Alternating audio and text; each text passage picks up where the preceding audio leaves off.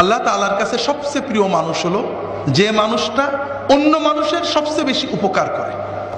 আর সবচেয়ে প্রিয় নেকামল হলো নফল নেকামল, যে তুমি কোনো ক্ষুধার্ত মানুষের ক্ষুধা দূর করবে, কোনো বেদনাক্লিষ্ট মানুষের অন্তরের বেদনা দূর করবে, কোনো ঋণগ্রস্ত মানুষকে ঋণ মুক্ত করবে, কোনো বিপদগ্রস্ত মানুষকে বিপদ থেকে উদ্ধার করবে। এর চেয়ে বড় নেকামল আর কিছুই নেই।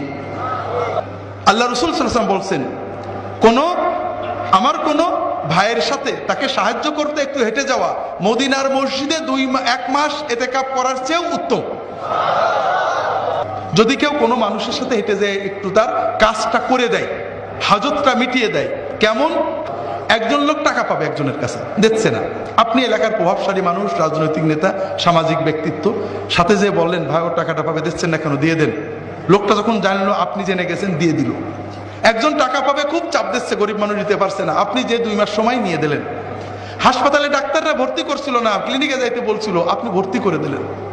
পুলিশে ধরে নিয়ে গেছে, ঘুষ ছাড়া ছাড়ে না, নির্দোষ মানুষ আপনি জানেন অন্যায় করে ধরে নিয়ে গেছে, আপনি বলে তাকে বের করে দিলেন। এতিম, বিধবা, যে কোনো ভাবে একটা মানুষের সাথে যে তার প্রয়োজন মিটিয়ে দেওয়া, আল্লাহ রাসূল সাল্লাল্লাহু আলাইহি ওয়াসাল্লাম বলছেন যদি কেউ এটা করে তাহলে কিয়ামতের দিন যেদিন সবার পা পিছলে পুলসিরাত থেকে জাহান্নামে চলে যাবে, ওই দিন ওই ব্যক্তির পা আল্লাহ পিছলাতে দেবেন না।